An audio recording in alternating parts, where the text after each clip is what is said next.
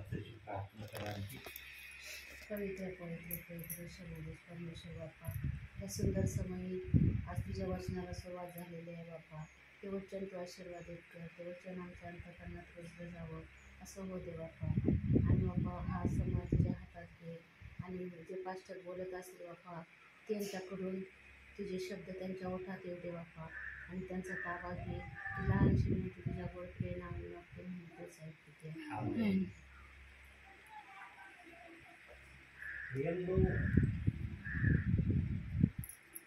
देवाच्या आत्म्याला या समयाला चैन का नाही?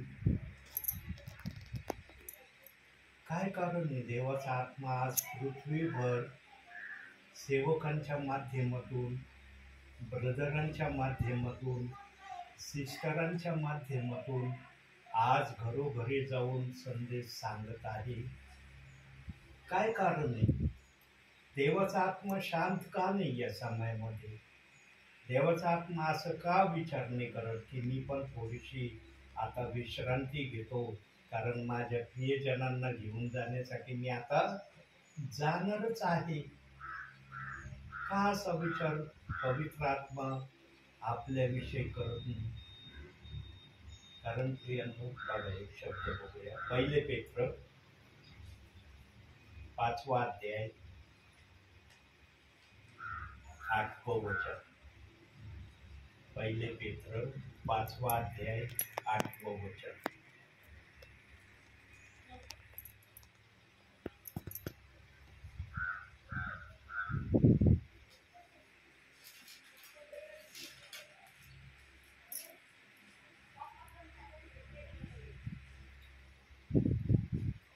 सावध असा, जागे राहा. तुमचा शत्रू सैतान हा गरजणाऱ्या सिंहासारखा कोणाला गिळावे हे शोधित फिरतो. प्रियांनो, या कारणामुळं, या गोष्टीमुळं पवित्र आत्मा आज बेचैन आहे. पवित्र आत्मा आपल्या लोकांची काळजी घेण्यासाठी 3 प्रकारच्या विश्वासणाऱ्यांच्या माध्यमातून आज घरोघरी जाऊन आपल्या प्रियजनांना सावध करत आहे. कारण हा डरकाळ्या फोडणारा सैतान कोणावर कसा घाला घालील, कसं कोणावर काय पेच प्रसंग आणील हे फक्त पवित्र आत्म्याला माहिती आहे. तुम्हाला वचनामुळं या सैतानाची थोडीशी माहिती मिळालेली आहे की सैतान हा गरजणाऱ्या सिंहासारखा आहे, कोणाला गिळावे हे तो शोधित फिरत आहे. आणि याच्यापासून आमची सुरक्षितता व्हावी म्हणून आम्हाला आत्म्याची तलवार, आत्म्याचे शस्त्र आम्ही धारण करावे असं इफिसकाराच्या 6व्या अध्यायाच्या 10व्या वचनापासून खाली सांगण्यात आले. पण आज किती जणांनी हे आत्म्याचे शस्त्र आपल्या शरीरावर परिधान केले आहेत? किती जणांना म्हणता येतंय की हे आत्म्याचे शस्त्र मी धारण केले आहेत?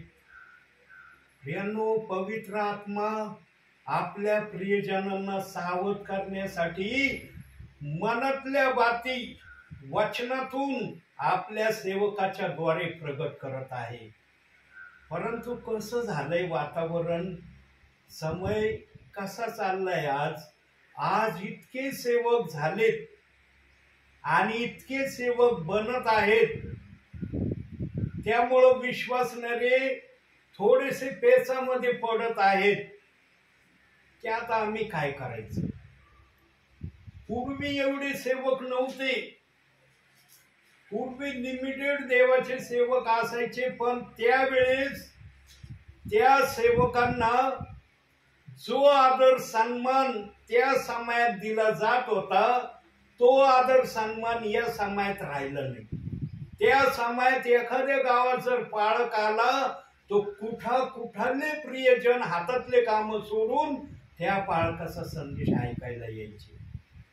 पण आजची स्थिती अशी आहे की एखादा पाळक एखाद्या घरात आला तर आजूबाजूचे जे विश्वासणारे आहेत ते म्हणतात त्यांच्या घरात आलाय ना, त्यांच्या घरात चाललंय, आपल्या घरात नाही ना, आपण बसा आपल्या घरात. आज तेवढं महत्व दिलं जात नाही. आज ज्या त्या परिवाराला वाटतं पाळकाने आमच्या घरात आलं तर आम्ही काय करू, आमच्या घरात नाही आले संपला विषय. कारण सेवकच इतके वाढलेत आज, त्यामुळं विश्वासणाऱ्यांना पण असा विचार करायला भाग पडणं गरजेचं झालं आहे. आणि वचनही सांगतं माझ्या नावाने शेवटल्या काळी पुष्कळ जण येतील. परंतु ब्रदरांनी, सिस्टरांनी आणि देवाच्या सेवकांनी खोटे संदेष्टे भरपूर येतील, याची जाहिरात, याची घोषणा, याची सुवार्ता हर विश्वासणाऱ्याला सांगत आहे. प्रियांनो, पवित्र आत्मा स्वर्गात जाणाऱ्या विश्वासणाऱ्याकडे खोटा संदेश पाठविल का? अंतिम समयात खोट्या संदेशाला देवाचा आत्मा म्हणून जा माझ्या विश्वासणाऱ्याला खोटी सुवार्ता सांग. प्रियांनो, आज काय चाललंय ना, कोणता विचार कसा आहे काही जणांना समजायला तयार नाही. देवाचा आत्मा देवाच्या लोकांना देवाच्या राज्यात आणण्यासाठी योग्य सेवकाला पाठवेल आणि वचनासहित पाठवेल. बिना वचनाचा तो येणार नाही. आज तुम्हाला एक घटना, एक विचार मी दाखवणार आहे, पण त्या विचारामध्ये दोन घटना आहेत आणि त्या दोन घटना एक भविष्य काळाची आहे आणि एक सध्या वर्तमान काळामध्ये चाललेली घटना बायबल मधून विचारासह वचनासह तुम्हाला देवबाप दाखवणार आहे. कोणती घटना दाखवणार आहे ते बघूया आपण. मत्तेकृ शुभवर्तमान 24 अध्याय 21 वचन.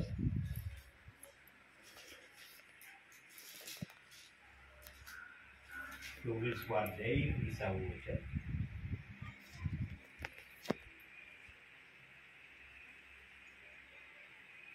कारण जगाच्या प्रारंभापासून आतापर्यंत आले नाही व पुढे कधीही येणार नाही असे मोठे संकट त्या काळी येईल. त्या काळी म्हणजे कोणत्या काळी? या काळी येईल. आता संकट जर दिसलं तर या वचनाला काही अर्थ आहे. हे वचन जर संकटाला भाकीत करतंय आणि जगामध्ये वर्तमान काळामध्ये जर संकट दिसलं नाही तर या वचनाचं महत्व राहील का? जसं वचन आलं तशी घटना जर या समयात दिसली तर या शब्दाला पावर आहे. पण हे वचन जे सांगतंय ती घटना जर या समयात विश्वासणाऱ्यांना दिसली नाही तर विश्वासणारे या वचना संदर्भाने काय विचार करतील? आणि आजकालची तर परिस्थिती अशी झालेली आहे की शब्दामध्ये एखाद्याला धरलं जातंय. इथपर्यंत आजचे विश्वासणारे मजल मारायला माघार घेत नाही, शब्दामध्ये पकडण्याची त्यांची इच्छा आहे. हे तर देवबाप्पाचं वचन आहे. शब्दामध्ये जर धरण्याची ते माघार घेत नाही तर देवाच्या वचनाची माघार घेतील का? मग ते बघा शेवटल्या काळी कसे कसे संदेश सांगणारे येणार बघा. वचनातूनच दिसतंय, वचनच सांगतंय की बघा कसे लोक येणार आहेत. यांनो, या समयामध्ये एक घटना या वचनाप्रमाणे चाललेली आहे ती आपण वचनातून बघणार आहोत. त्यासाठी काढूया प्रकटीकरण 16 अध्याय 9 वचन. प्रकटीकरण 16 अध्याय 9 वचन. काय लिहिलंय?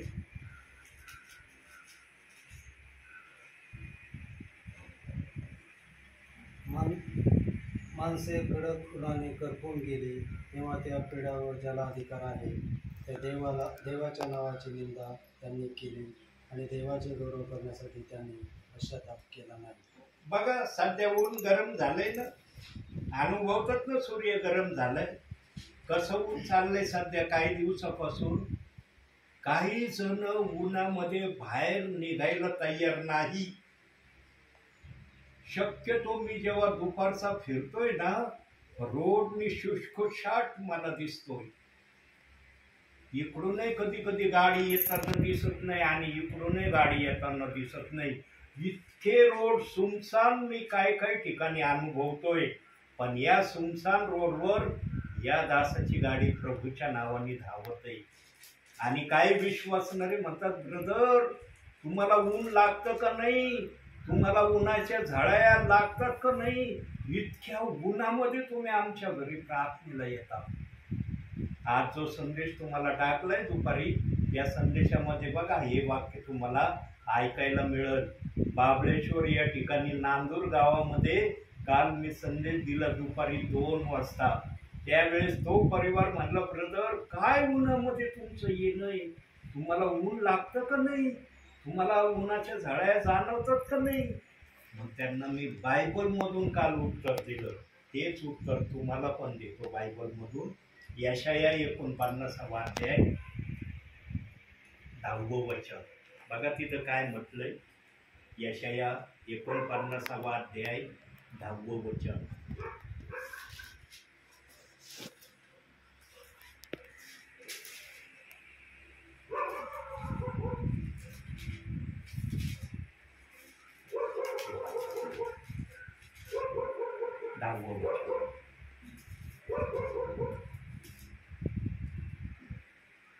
त्यास ताण भूक लागणार नाही, जळे व ऊन यांची बाधा त्यास होणार नाही, कारण त्याचवर दया करणारा त्याचा नेता येईल. पाण्याच्या झळेवर तो त्यास नाही, त्यास तो नील, त्याला झळई आणि ऊन याची बाधा होणार नाही. आणि मी प्रभूच्या आत्म्याच्या प्रेरणेने सांगतो प्रियांनो, हे बघा जेव्हा आत्म्याच्या प्रेरणेची भाषा येत नाही ना, तिथं चॅलेंज नसतं बरं का. लक्षात ठेवा, सगळ्या गोष्टीला चॅलेंज आहे जगामध्ये, पण आत्म्याची जेव्हा भाषा येते ना, त्याला कोणी चॅलेंज करू शकत नाही. सैतानाने याला चॅलेंज करण्याचा प्रयत्न केला. काय सैतानाची अवस्था आहे आज, काय अवस्था आहे तुम्हाला चांगली माहिती आहे. सांगायची गरज आहे. सैतानाचं नाव काढलं की आम्हाला सगळी हिस्ट्री त्याची डोळ्यासमोर उभी राहते. जरी शब्दशः सगळी हिस्ट्री माहिती नसली, पण 100मध्ये 10% तर हिस्ट्री सैतानाची आजच्या विश्वासणाऱ्याला माहित आहे का नाही. त्याने पवित्र आत्म्याशी चॅलेंज करण्याचा प्रयास केला, हारला तो पवित्र आत्म्यासमोर. म्हणून त्याला नाकारण्यात आलं आणि त्याला देवाच्या राज्यातून बाजूला करण्यात आलं. मी देवाच्या आत्म्याच्या प्रेरणेने सांगतो प्रियांनो, जो दास आत्म्याच्या प्रेरणेने देवाची सेवा करायला बाहेर निघल ना, त्याला कोणतीच शक्ती बाधा होणार नाही. कोणतंच अडखळण त्याच्या समोर देवबाप उभं राहू देणार नाही. बघा ज्या गावामध्ये आज मी गेलो होतो, त्या गावामध्ये काय घटना घडली प्रियांनो. अतिशय दुःखाची घटना त्या गावामध्ये घडली. पण त्या ठिकाणी या दासाचं जाणं झालं. मला नव्हतं माहिती तिथं काय घटना घडली, परंतु प्रभूला तर माहित होतं ना तिथं काय घडलंय. देवबाप मला तिथं जाण्यापासून रोखू शकत होता का नव्हता? रोखू शकत होता ना. पण देवबाप्पांनी मला पाठवलं त्या ठिकाणी आणि मी गेलो. पण जेव्हा गेलो तेव्हा म्हणा, अरे आज वातावरणच वेगळं आहे गावाचं. आणि जेव्हा परिवारात गेलो तेव्हा मला माहिती पडलं की आज या ठिकाणी काय घडलेलं आहे गावामध्ये. प्रियांनो, देवाच्या सेवकाला जर प्रभूने आज्ञा दिली ना, तुला या ठिकाणी जायचंय, देवाच्या सेवकाने तिथंच गेलं पाहिजे. तो जर देवाचा सेवक सांगितलेल्या ठिकाणी जात नाही, दुसऱ्या ठिकाणी जर जायचं त्यांनी प्रयत्न केला, तर मग योनाची स्थिती त्याला अनुभवावं लागल. योना पाण्यामध्ये माशाच्या पोटात गेला, पण सेवक कोणत्या घटनेत प्रभू पाठविल त्याला सांगता येत नाही. प्रभू परमेश्वराचा शब्द नाकारणं म्हणजे प्रभूच्या शब्दाचा विरोध करणं आहे. प्रभू जी इच्छा प्रगट करतो त्या इच्छेच्या विरोधात चालणं आहे. आणि देव बाप्पाचे लेकर न ऐकणारे आवडत नाही. आणि जुन्या करारापासून आम्हाला देव बाप्पाने सावधान केलंय की तुम्ही माझे ऐकणारे बना. पण आजच्या समयामध्ये किती जण आत्म्याच्या प्रेरणेने आज सेवा करत आहेत, किती जण आत्म्याच्या प्रेरणेने प्रभूची योजना विश्वासणाऱ्यांना सांगण्याची इच्छा ठेवतात. यानो जो आत्म्याच्या प्रेरणेने येतो ना तिथं प्रभूची सेवा झाल्याशिवाय राहत नाही. बघा, स्वर्ग सोडलाय प्रभूंनी, प्रभूच्या आत्म्याने स्वर्ग सोडलाय आणि या घरात आलाय. दिलं होतं का आणखी आमंत्रण तुम्ही? देव बाप्पा ये ना आमच्या घरामध्ये, मी तुला हाक मारते, प्रार्थना करते, विनंती करते, बरेच दिवस झाला आमच्या घरात नाही आला, ये ना तू. पण देव बाप्पाने मला दाखवलं, जसं मी ते गाव सोडलं, गावातून बाहेर निघलो, देव बाप्पाने मला तुमचं ठिकाण दाखवलं. एखादा दास असताना मला असता मी ती घटना अनुभवली, त्या घटनेचं दुःख मला झालंय, आता मी कशाला जाऊ इकडं. एखादा दास आला नसता, मला असतं जाऊ दे पुढच्या वेळेला जाईन. पण आज आत्मा या ठिकाणी उतरून आलाय. मी जर नसतो आलो तर त्या आत्म्याला कसं वाटलं असतं माझ्याविषयी. म्हणून देवाचा सेवक देवाचं ऐकणारा असला पाहिजे. तो देवाचा शब्द अवहेलना करणारा नसला पाहिजे. प्रियांनो, 64वे वय माझं रनिंग आहे, पण माझ्या शरीरात देव बाप्पाने अशी ताकद भरलेली आहे. रोज सेवेला जातोय, दूर दूरच्या गावांना जातोय, पण हे शरीर थकत नाही. या शरीराला थकवाच येत नाही.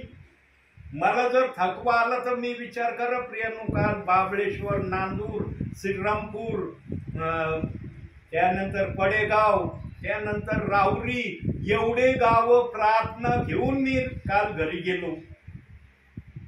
विचार करा, एवढ्या गावाला जाण्यासाठी मला किती वेळ माझा खर्च झाला असेल. त्याला शक्य झालं असतं का दुसऱ्या दिवशी सेवेला बाहेर पडणं? पण देव बाप्पाने तेवढी ताकद, तेवढी शक्ती माझ्या शरीरात रोज देतो. कारण देव बाप जाणतो माझा हा दास माझी सेवा करायला जातो. यांनो, जे विश्वासणारे देवाच्या राज्यामध्ये जर आले नाही तर त्या विश्वासणाऱ्याचं पृथ्वीवर प्रभूमध्ये राहणं कशा प्रकारे झालं? चांगलं वाटल?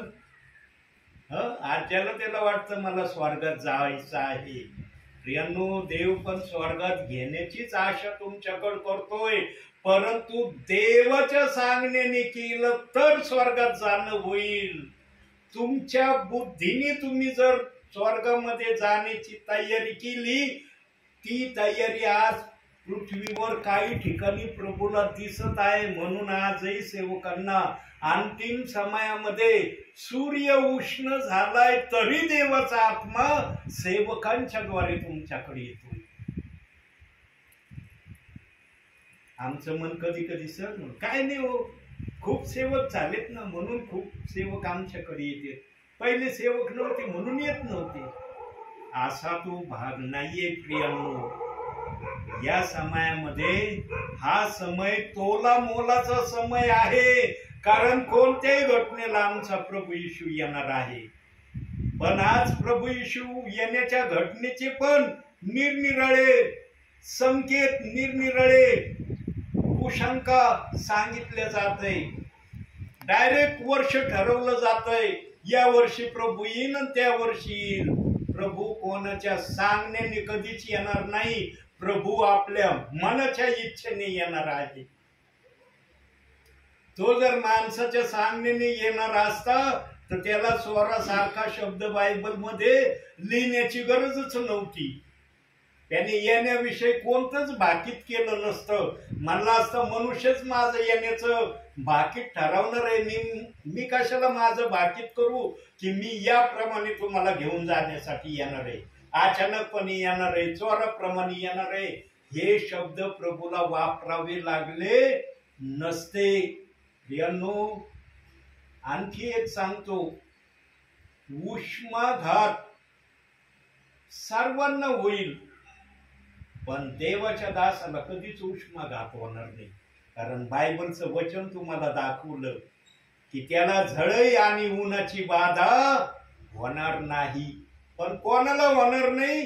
जे आत्म्याच्या प्रेरणेने, प्रभूच्या सांगण्याने देवाची सेवा करायला जात आहे. जे बुद्धीच्या प्रेरणेने जातील त्यांचं मला माहिती नाही, पण आत्म्याच्या प्रेरणेने जाणाऱ्या विषयी बायबलने प्रमाणित करून ठेवलंय. प्रकटीकरणाच्या 21व्या अध्यायामध्ये पण सांगितलंय त्याला उष्णता आणि सूर्य याची बाधा होणार नाही. असा शब्द प्रकटीकरणाच्या 21व्या अध्यायामध्ये पण सांगितलाय आणि यशायाच्या ग्रंथाच्या 49व्या अध्यायामध्ये पण सांगितलं आहे त्याला झळ आणि ऊन याची बाधा होणार नाही. पण जो सेवक प्रभूच्या सांगण्याने सेवा करतो त्याच्यासाठी हे शब्द वापरण्यात आलेले आहे. आणि एवढा खात्रीचा शब्द देव बाप्पांनी आपल्या विश्वासणाऱ्यांकरता दिलेला आहे. प्रियांनो, आज असं काही ठिकाणी दिसायला लागलंय, काही ठिकाणी बरं का, सर्व ठिकाणी नाही, काही ठिकाणी विश्वासणारे आज तेवढे प्रभावी विश्वासी प्रभूला दिसूनही राहिले जितके प्रभावी ते पूर्वी होते. पूर्वी फार आवेशी होते, जल्लोषी होते, प्रभूच्या कामामध्ये तत्परतेने हातभार लावणारे होते. पण आजच्या समयामध्ये काही जण थंड पाडायला लागले आहे. म्हणून बायबलमध्ये मत्ते 24:12 मध्ये सांगितलेलं आहे, अनीती वाढल्यामुळे अनेकांची प्रीती थंडावणार आहे. आणि ती एक घटना या समयामध्ये या दासाला अनुभवास काही ठिकाणी मिळत आहे. ही झाली पहिली घटना. आता दुसरी घटना बघूया. बायबल मधूनच ही घटना सांगितली की आपण प्रार्थना करता. प्रकटीकरण याचा 9वा अध्याय आणि 6वं वचन. प्रकटीकरण 9वा अध्याय 6वं वचन वाचा.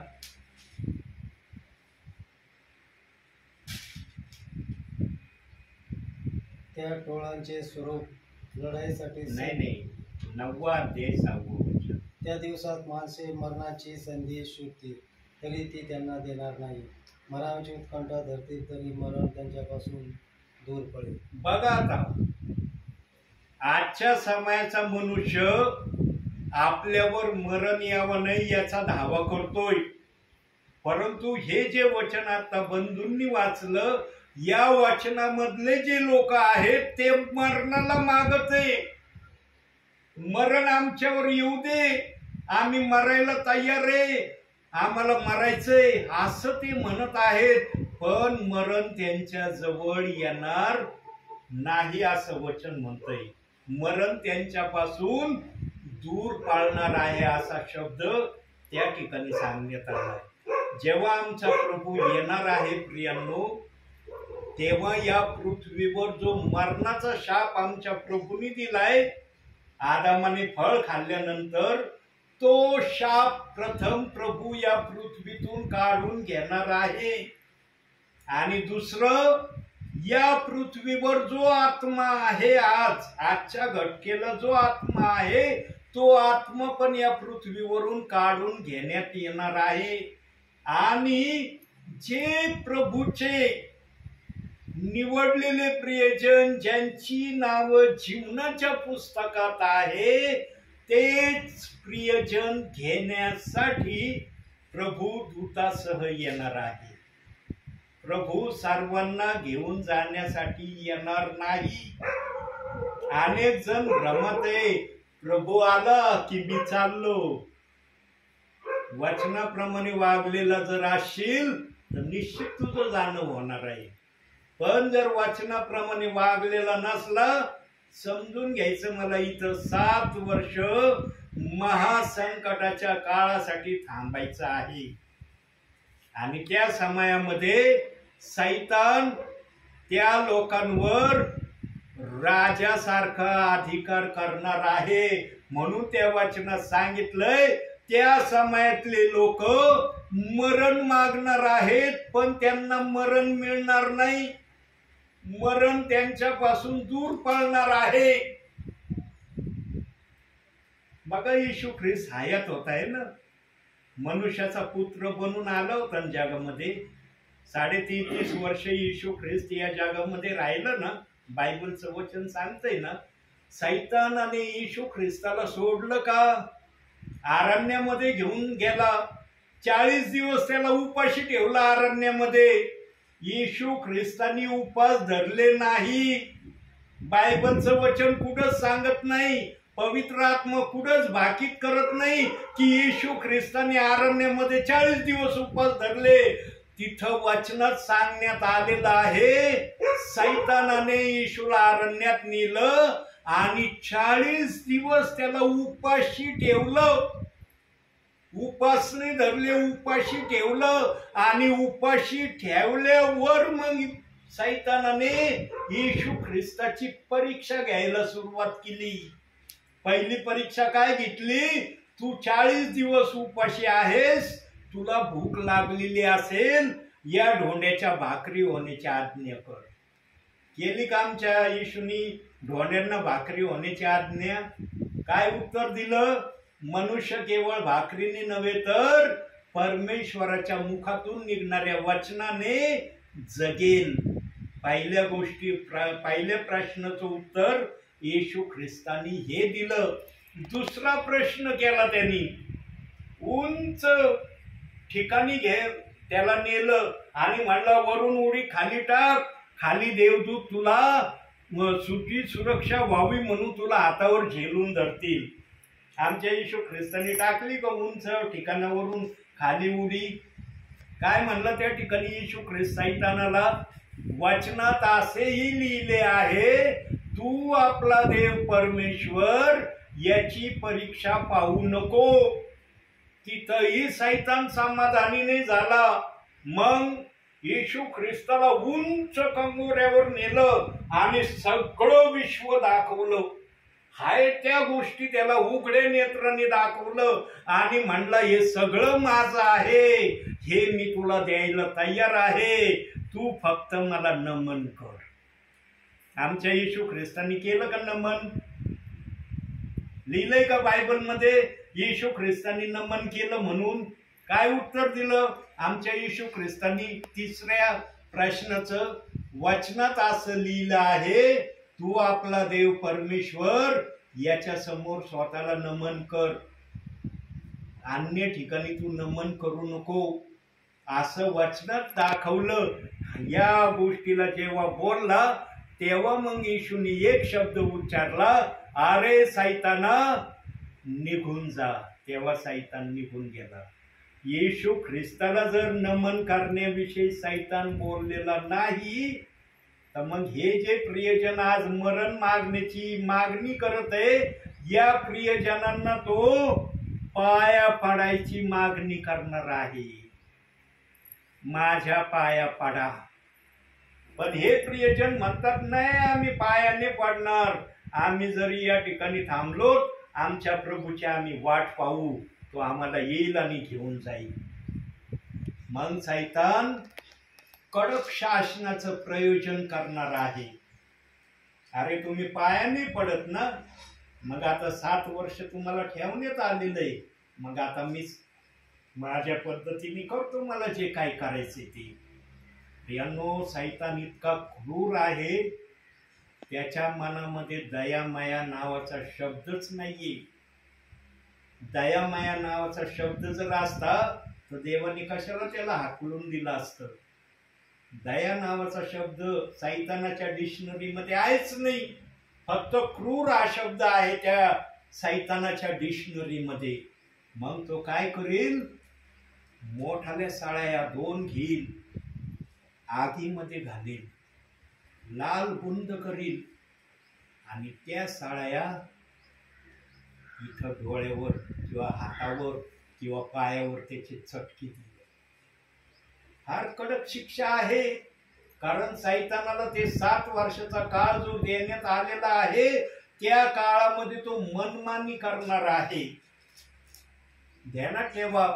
म्हणून जे प्रियजन आज देवाच्या तंतोतंत वचनाप्रमाणे करत नाही त्यांना तंतोतंत वचनाप्रमाणे करता यावं म्हणून या दासाला प्रभू पाठवतोय. हा दास वेळ घालवायला येत नाही प्रियांनो. या दासाजवळ देवाचा निरोप आहे आणि या दासाजवळ देवाचा आत्म्याने प्रेरित हा दास आहे याचं ते प्रमाण आहे. बघा, मी येणार आहे हे तुम्हाला माहिती नव्हतं, पण मी या ठिकाणी आलो. काय चाललंय कळतंय तुम्हाला? कळतंय ना की इथं काय चाललंय? जर मी माझ्या बुद्धीने आलो असतो तर हे जे तुम्ही पाहतात ऐकतात हे झालं असतं का? बुद्धीच्या प्रेरणेने आलो असतो झालं असतं का? आत्म्याच्या प्रेरणेने असलं ना ते काम झाल्याशिवाय राहत नाही. मी रस्त्याने म्हणू शकत होतो जेव्हा मुळा डॅम फाट्यापासून हायवेला आलो, प्रभू आज मी त्या गावात गेलो होतो, पुढच्या वेळेला येईन मी या गावात, आज नाही जात असं म्हणू शकत होतो ना मनातल्या मनात का होईना प्रभूला. पण मी हिंमत केली नाही.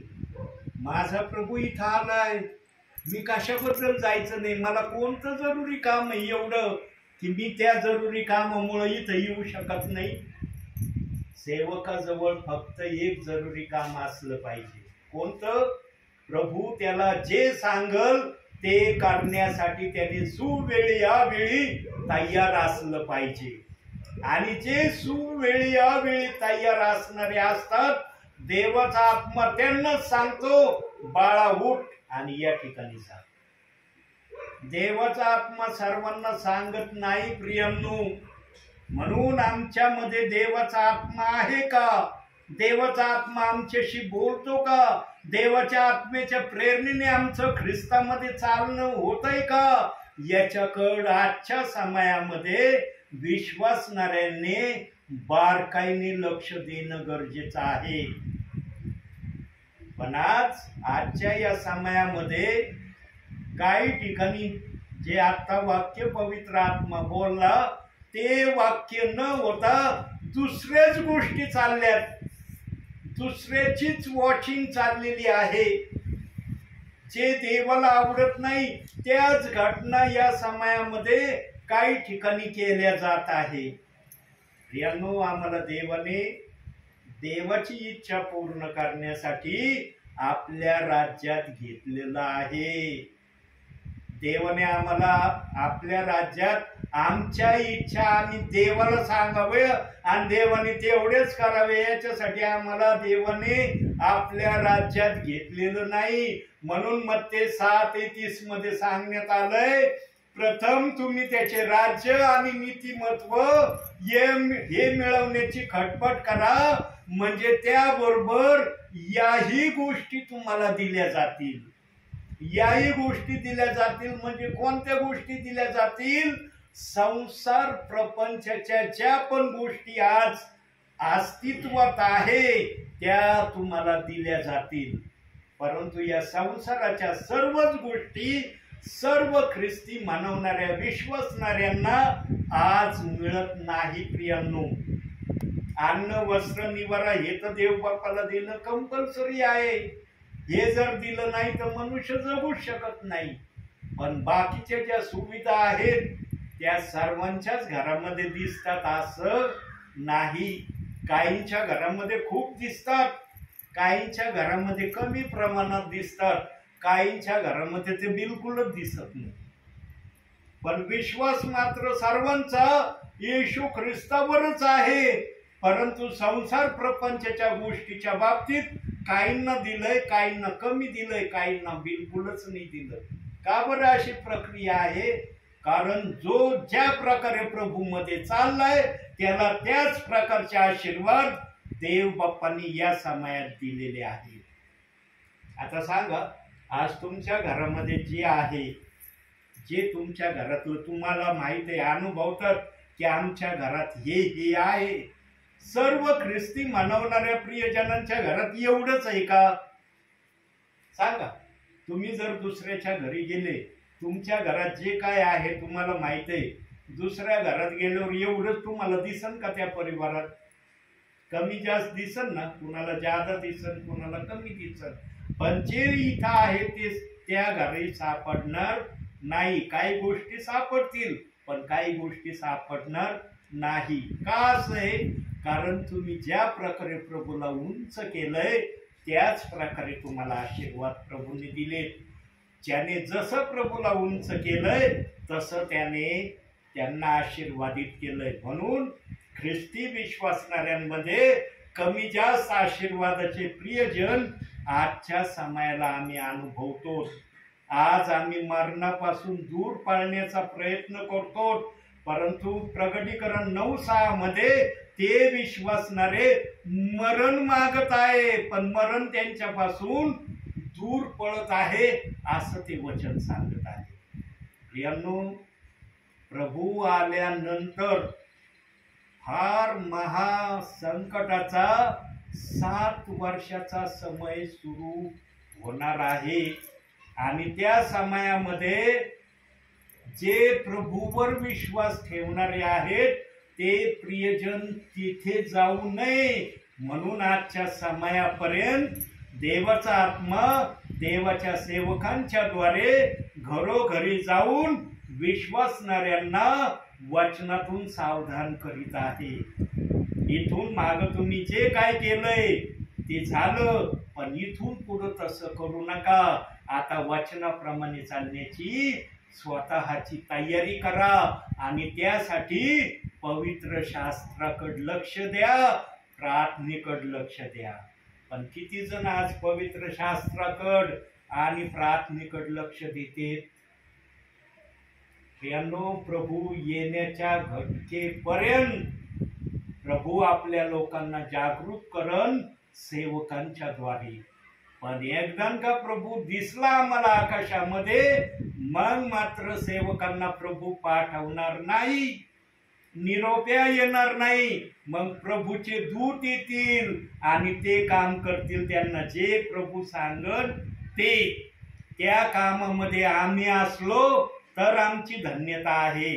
आम्ही जर त्या कामामध्ये नसलो तर आम्ही प्रभूमध्ये कोणतं जीवन व्यतीत केलं त्यावेळेला तुम्हाला समजेल. हा अनुताप व्हावा नाही विश्वासणाऱ्यांना. म्हणून देवाचा आत्मा आजही सेवकांच्या द्वारे आपल्या विश्वासणाऱ्यांची भेट घेत आहे. किती धन्य आहेत प्रियांनो तुम्ही, की देवाचा आत्मा स्वर्ग सोडून तुमच्या घरात आलाय आणि तुम्हाला वचनातून बोलत आहे. प्रियांनो, यासारखा आशीर्वादाचा समय कोणताच नाहीये.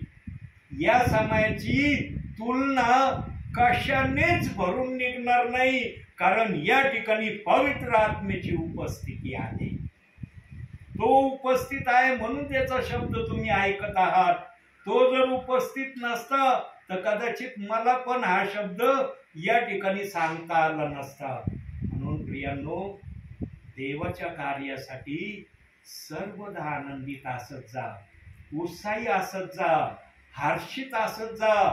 उगाच करायचं म्हणून करायचं देवाचं करू नका प्रियांनो. जितकं देवाला तुम्ही या समयामध्ये प्रसन्नतेने प्रसन्न करताल त्याचा मोबदला प्रभू पण त्याच्या समयामध्ये तुम्हाला दिल्याशिवाय राहणार नाही. म्हणून आजच्या या छोट्याशा संदेशातून देवबाप तुम्हाला आणि मला भरपूर आणि भरपूर आशीर्वाद देऊ. आमेन.